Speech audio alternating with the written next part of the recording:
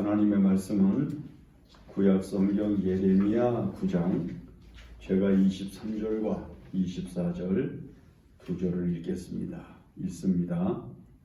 여호와께서 이와 같이 말씀하시되 지혜로운 자는 그의 지혜를 자랑하지 말라. 용사는 그의 용맹을 자랑하지 말라. 부자는 그의 부함을 자랑하지 말라.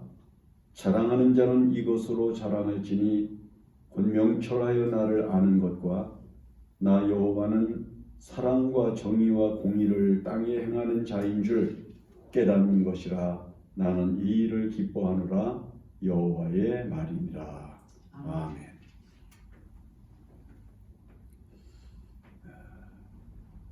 자랑을 한다는 것은 자랑하는 사람에게는 굉장히 즐거운 일인데, 그 자랑을 듣는 사람은, 자랑하는 것을 듣는 사람은 본의가 다르고 그 다음에 해석이 달라지면 별로 유쾌하지 않은 경우가 있습니다. 사람이 사람답게 진정한 가치를 알고 올바른 자랑을 하면서 살아갈 수 있다고 하면 성숙한 사람이고 또 참 훌륭한 사람이라고 말할 수 있지만, 본질이 무엇인지를 모르고 자랑의 효용성이 어떤 것인지를 알지 못하고 자랑을 하면 괜히 다른 사람의 마음을 불쾌하게 하거나 다른 사람에게 짜증을 일으킬 수 있다고 하는 것을 알 수가 있습니다. 자랑도 바른 자랑, 좋은 자랑, 은혜로운 자랑을 할 줄 아는 지혜가 있어야 된다 하는 것을 알 수가 있습니다. 그런데 문명이 발달하고 문화가 발전하면서 사람들의 생활 양태가 다양해지고 그러면서도 발전하는 가운데 사람이 세상을 살면서 자랑할 수 있는 것이 크게 세 가지가 있다는 것을 성경이 우리에게 말씀을 합니다. 하나는 지식, 지혜, 그 다음에 두 번째는 용맹, 용기, 그 다음에 세 번째는 재물, 부 한 것을 자랑하는 것이 일반적인 것이다 라고 하는 것입니다. 이 상대적인 개념을 가지고 있는 이 세 가지는 아마 이 세상을 살아가는 사람들이 보편적으로 가지고 있는 생각이고 보편적인 사람들의 마음속에서 일어나고 있는 자랑거리라고 하는 것을 알 수가 있습니다.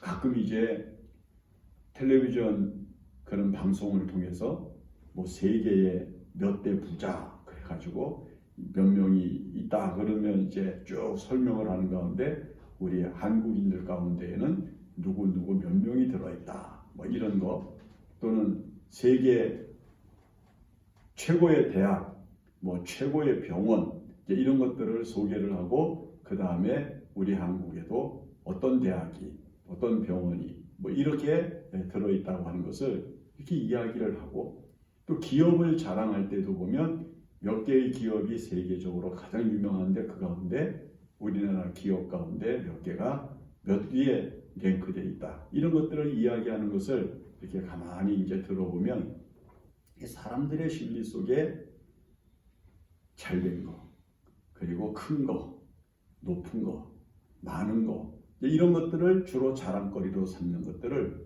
우리가 얼마든지 볼 수가 있다고 하는 것입니다. 그런데 세상 사람들이 자랑하는 것이 구체적으로 세 가지인데, 오늘 우리가 읽은 본문의 말씀에서 하나님은 지혜로운 자는 그 지혜를 자랑하지 말라 이렇게 말씀을 하셔요. 지혜로운 자가 지혜를 자랑하는데 그거 하지 말아라 이렇게 이야기를 하셔요. 가끔 말이죠, 이제 공부를 가르치고 있는 옆을 지나가다가 보면 그 가르치는 사람이 배우는 사람보다 더 화를 내는 경우들을 봐요. 막 큰 소리를 내고 이걸 깨닫지 못하고 이거를 해석할 줄 모르고 이것을 풀지 못한다고 막 야단을 해요. 제가 가끔 이제 그런 이제 것을 곁에서 이렇게 듣고 그러면서 지나가면서 뭐라 그러는 생각을 하는가 하면, 오죽하면 왔을까? 모르니까 왔을 텐데 뭘 저렇게 아는 사람이 화를 내나? 만약에 우리가 이 세상을 살면서 어떤 잘못을 하거나 우리가 몰라서 하나님의 뜻을 거스르게 될 때 하나님이 화가 나셔서 참지 못하고 그 화를 쏟으시면 여러분이 이 땅에 살아갈 수 있는 인생이 어디에 있겠습니까? 그러므로 인간이 세상을 살아가면서 지혜가 있는 것은 참 좋은 것이죠. 또 지혜가 있어야 되고요. 그러나 그 지혜를 자랑하지 말라는 겁니다. 왜요? 그 지혜의 구성이나 그 지혜의 내용이나 지혜가 베풀어지고 있는 능력이 사람에게 있는 것이 아니라 하나님에게서 온 것이기 때문에 내가 스스로 창조하고 내가 그것을 만들어낸 것이 아니라 하나님이 내게 주신 것을 통해서 나타내는 것이기 때문에 그건 자랑거리가 되지 못한다라고 말씀하는 것을 들을 수가 있습니다. 우리가 알기에 보통 우리가 지혜 그러면 솔로몬의 지혜를 이야기를 하는데 솔로몬이 지혜를 가지고 성전 지었죠. 왕궁을 지었죠. 천하에 있는 모든 주변의 국가들과 교류를 하면서 왕성한 국가를 이루죠. 그런 것들이 그의 자랑거리가 되었지만은 그러나 나중에는 그 지혜가 오히려 자기를 망가뜨리잖아요. 우상 숭배에 빠지게 되고 그리고 다양한 민족들과 혼인관계를 유지하고 나라를 지켜나가려고 하는 인간의 생각 때문에 나라가 혼란에 빠지게 되는 경우를 만들게 되고 결국은 나라가 두 쪽으로 나뉘어지게 되는 상황을 그 아들에게 넘겨주고 말았다는 것을 우리가 성경을 통해서 보는 바 인간의 지혜라고 하는 게 그 어떤 단계를 지나고 그 의미를 잃어버리면 인간이 가장 무식한 사람이 되는 것을 우리가 알 수 있는 것이기 때문이라 하는 것을 배우게 되는 겁니다. 그 다음에 말씀하시는 것이 뭐냐면 용사는 용맹함을 자랑하지 말라. 자기가 힘이 있는 거예요. 성경에 보면 골리앗이 얼마나 큰 용사입니까? 다윗하고 섰을 때에 다윗 이전에 사울과 이스라엘 백성들은 무서워서 몸을 숨기고 나가서 싸움을 하지 못할 정도로 두려움에 떨고 있었지만은 그러나 그 엄청난 괴력을 가지고 있었던 골리앗도 다윗이 던진 물맷돌 하나에 쓰러지고 말았던 것을 우리가 생각을 해볼 수가 있고요. 인류 역사상 가장 힘이 강했던 사람을 이야기를 하라고 그러면 성서 밖에서는 성경 밖에서는 헤라클레스라고 그래요. 그 다음에 성경 안에서 이야기를 할 때에는 삼손을 가장 힘이 강한 사람으로 설명을 하는데 여러분 그들의 비참함이 어땠습니까? 삼손이 어떻게 패망을 합니까? 한 여인의 간계한 계책에 빠져서 지혜를 잃어버리고 그 다음에 하나님을 향한 거룩한 마음을 빼앗긴 채 그는 두 눈이 뽑히고 블레셋 사람들에게 끌려가서 놀이개가 되고 재롱을 피우면서 맷돌을 돌려야만 하는 아주 비극적인 인생을 살다가 종말에는 그들과 함께 동기어진하는 죽음으로써 인생을 끝내는 그런 역사를 우리가 본다는 것이죠. 그래서 성경에 보면은 힘이 있다고 하는 사람들, 용맹하여서 다른 사람이 견줄 수 없고 다른 사람이 대항할 수 없는 그런 힘을 가지고 있는 사람들이지만은 그러나 시간이 지나고 나면 그들도 역사에서 사라지는 안개와 같았고 지는 꽃과 같이 없어진 것을 우리가 얼마든지 볼 수가 있는 겁니다. 지금까지 인류 역사에서 수많은 영웅들을 이야기합니다. 알렉산더를 이야기하고 시저를 이야기를 하고 나폴레옹을 이야기를 하고 그 다음에 몽골 제국을 일으켰던 징기스칸을 이야기를 하고 수많은 영웅 후골들을 지금도 이야기하고 있지만은 그러나 그들이 그러한 용맹을 자랑하고 그러한 자신들이 가지고 있는 힘을 과시를 했지만은 그들의 역사에 남긴 것은 무엇입니까? 파괴와 살육과 그 다음에 엄청난 백성들의 고통 그것만을 남겨놓은 채 역사에서 사라져간 것을 우리가 볼 수가 있습니다. 그들의 이름 석자를 판단하고 그들의 이름 석자를 비판하면서 결국 인류는 그래서는 안 되겠다고 하는 생각을 가지면서 사람에 대한 평가를 새롭게 하는 세계를 만든다 하는 것을 알 수가 있습니다. 그 다음에 또 한 가지는 뭘 이야기를 하는 거면은 부한 자는 그 부함을 자랑하지 말라. 돈 많은 거 자랑하지 말라. 아무리 돈이 많아도 아무리 가진 것이 많아도 아무리 재물을 소유한 것이 풍족하다고 할지라도 그건 자랑거리가 되지 못한다. 그렇게 이야기를 합니다. 오히려 지금 우리나라에서는 가장 큰 부자라고 말씀을 했던 그러한 사람들이 세금 때문에 아주 전전긍긍하고 어려움을 겪는다고 하는 이야기를 듣는 것을 보면은 돈이 많다고 하는 것이 꼭 반드시 자랑거리가 되고 즐거운 것이 되고 기쁨이 된다고 하는 것을 우리는 알지 못한다 하는 것을 이 성경 말씀을 통해서 배우게 되는 겁니다. 그러나 지금도 세상 사람들은 여전히 이 세 가지를 자랑거리의 중심에 둡니다. 지혜로운 것, 용기가 있는 것, 그 다음에 부한 것, 이 세 가지를 다른 사람 앞에 자랑하고 다른 사람 앞에 내놓을 수 있는 가장 큰 즐거움으로 삼고 있는 것을 얼마든지 볼 수가 있습니다. 그러나 이 세상을 살면서 지혜로웠던 사람들은 많이 있는 것을 우리가 볼 수가 있는데 이런 사람도 있었다고 그러죠.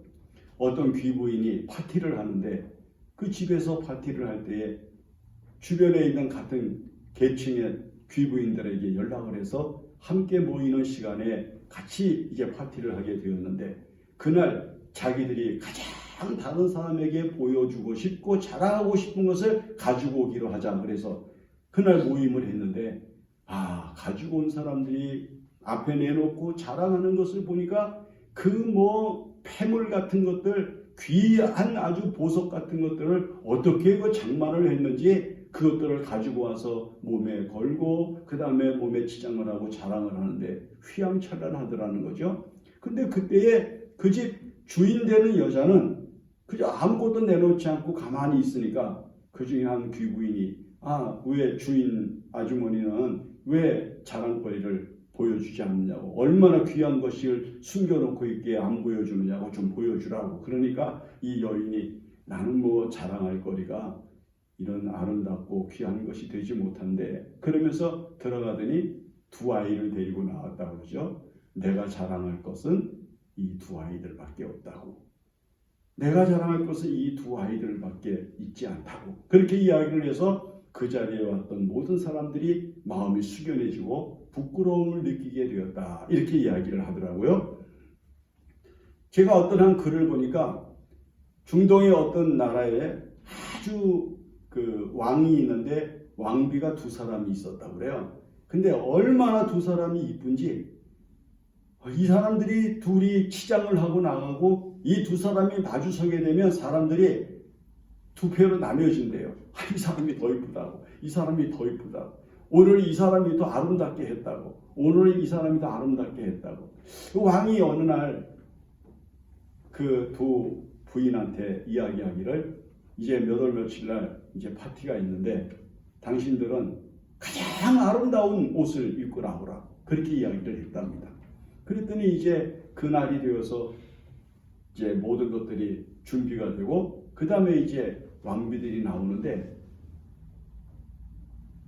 한쪽에 있는 부인은 왕비는 얼마나 휘황찬란하고 아름다운 옷을 입고 나오는지 정말 요즘 누구 말 맞다나 눈이 부셔서 볼 수가 없을 정도로 그렇게 휘황찬란하고 아름답게 하고 나왔다고 그래요. 그런데 한 왕비는 나오면서 자기 몸에 치장을 하고 나오질 아니하고 자기가 데리고 나오는 시녀에게 아름다운 옷을 입히고 깨끗하게 만들어진 이제 옷을 입혀가지고 그래가지고 데리고 나오면서 나보다도 이 아이가 더 이쁘다고 나보다도 이 아이가 더 아름다운 아이라고 그러면서 그 시녀를 그렇게 칭찬을 하더라는 거예요. 그래서 왕이 자기의 아름다움을 자랑하지 아니하고 자기의 아름다움을 다른 사람에게 입혀주고 씌워주고 다른 사람을 자랑거리로 삼는 왕비의 마음이 너무너무 귀하고 너무너무 아름답다. 이렇게 생각을 해서 그 왕비를 한 계단 더 높은 자리에 올리게 되었다. 이제 그런 이야기를 제가 들은 적이 있습니다. 여러분 우리가 이 세상을 살면서 내가 나를 자랑하는 것이 아니라 다른 사람을 아름답게 하고 다른 사람을 귀하게 만들고 다른 사람을 복되게 만들어 주어서 진정한 자랑거리가 의미에 숨어 있는 것을 찾아낼 수 있게 만들어 주는 것이 가치 있는 자랑거리고 아름다운 것이라고 하는 사실을 우리에게 깨우쳐주고 배워주는 것이라는 것을 알 수가 있습니다. 자, 우리가 읽은 이 본문의 말씀에 하나님께서는 자, 너희는 지혜를 자랑하지 말라. 용기를 자랑하지 말라. 부한 거 그거 자랑하지 말라. 그렇게 말씀하시면서 진정으로 너희가 자랑해야 될 것은 너희가 명철하여 나를 아는 것과 나를 아는 것. 그리고 내가 사랑과 공의와 정의와 공의를 행하는 자인 줄 아는 것이 너희들이 자랑해야 될 것이라고 지금 말씀을 해주고 계시는 것입니다. 하나님께서 진정으로 우리가 자랑거리로 삼고자 하는 것은 이 세상에서 하나님이 주신 것을 가지고 만들어지고 가꾸어지고 그 다음에 자기에게 소유되어진 것들을 가지고 자랑거리로 삼는 것이 아니라 그것을 주신 하나님, 그것을 우리에게 베푸신 하나님, 그것이 우리에게 있게 하신 그 하나님을 자랑하는 것, 바로 그것이 진정한 자랑을 하는 사람이요 명철한 사람이라고 하는 것을 말씀하고 있다는 겁니다. 하나님께서 이 모든 것을 저희에게 주신 것입니다. 하나님께서 저에게 이렇게 해야 하신 것입니다. 하나님이 하신 것입니다. 여러분, 이것이 진정으로 우리가 마음속에서 일어나는 거룩한 자랑이고 이것이 하나님 여호와를 높이는 방법이고 이것이 그것들을 우리에게 존재케 하신 하나님의 영광을 나타내는 것이라고 하는 사실을 알게 하시는 것이라는 것입니다. 그러므로 믿음이 훌륭한 사람, 거룩한 신앙의 힘으로 이 세상을 살아가는 사람, 진정으로 바른 신앙 위에 서서 온전한 믿음의 생활을 하는 사람은 자기 자신을 자랑하고 자기 자신을 나타내는 사람이 아니라 하나님이 나타나게 하는 것, 하나님이 드러나게 하는 것, 하나님이 살아계신 분이고 자기를 찾는 모든 자에게 복을 주시는 하나님이시라고 하는 사실을 깨닫게 해주시는 거룩한 진리를 가지고 살아가는 것, 바로 그것이 하나님이 진정으로 원하시는 자랑거리라고 우리에게 말씀해주고 있는 겁니다. 그래서 시편에서는 뭐라고 말합니까? 어리석은 자는 그 마음에 이르기를 하나님이 없다 하도다. 모든 것을 가지고 있으면서도 하나님을 알지 못하고 하나님을 깨닫지 못하고 하나님께 소망을 두지 못하고 살아가는 사람은 진정으로 지혜로운 자가 아니고 진정으로 용기가 있는 자가 아니고 진정으로 부한 자가 아니고 진정으로 가난한 자요 진정으로 비겁한 자요 진정으로는 무식한 자가 된다고 하는 사실을 주님께서는 우리들에게 말씀해 주면서 경고하시는 것입니다. 하나님을 아는 것, 하나님이 어떤 분인지를 바르게 알고 사는 것, 이것이 우리의 자랑거리가 되어야 된다. 그래서 다른 사람들한테 우리에게 주어진 하나님의 은혜를 이야기를 할 때 가장 많이 사용하는 언어가 무엇입니까? 하나님의 은혜입니다 라고 하는 말, 하나님의 뜻입니다 라고 하는 말, 하나님이 하신 것입니다. 이렇게 이야기할 수 있는 것이 진정으로 하나님을 자랑하고 하나님을 높이고 하나님을 나타내는 거룩한 증거가 된다고 하는 사실을 깊이 깨닫고 그렇게 살고자 하며 그렇게 살아가는 것이 진정한 신앙의 능력이 된다고 하는 것을 알 수 있다는 것입니다. 불교인들이 이제 우스갯소리로 기독교인들한테 하는 얘기가 있어요.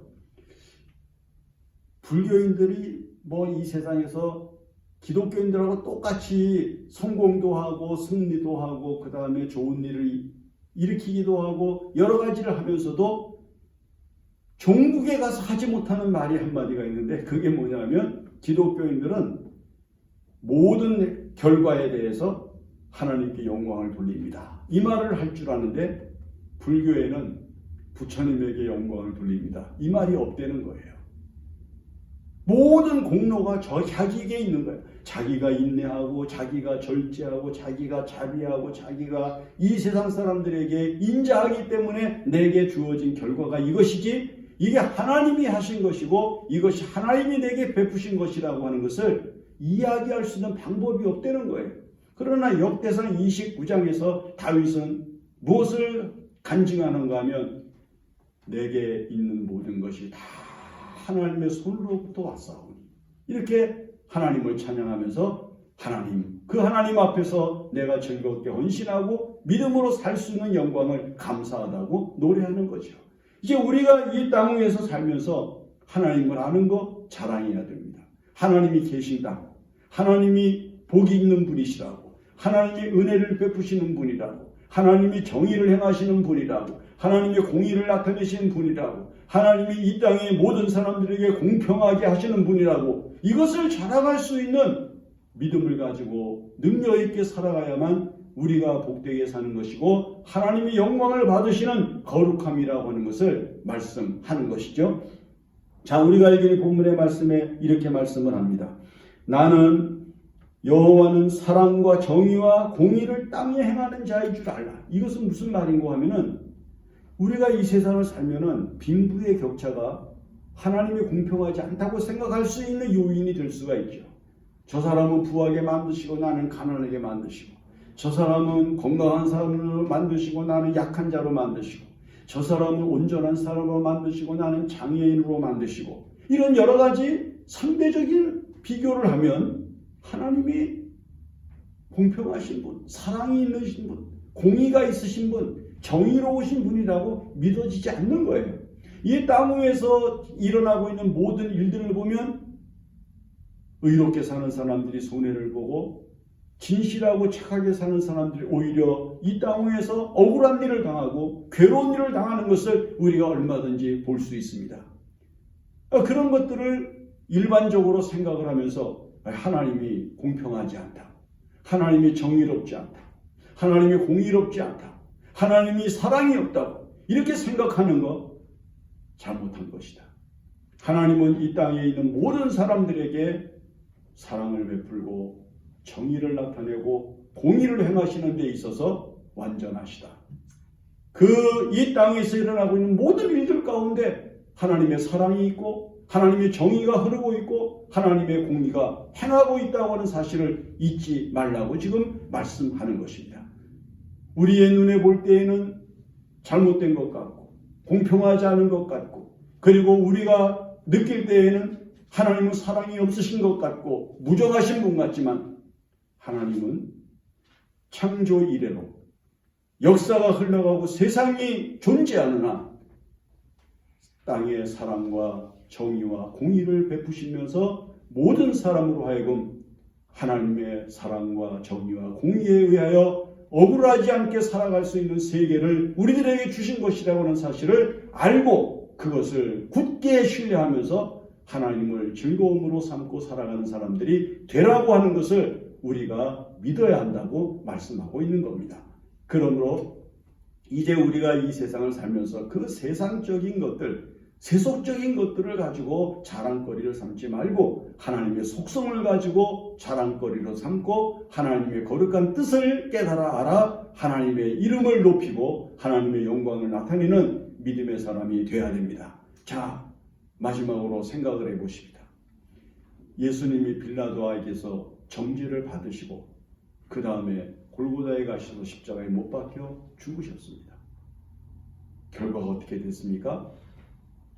예수님은 죽은 지 3일째 되는 날 부활하셨습니다. 새로운 생명으로 영원히 죽지 아니하는 몸으로 영원한 생명으로 부활하셔서 그 영광을 나타내셨습니다.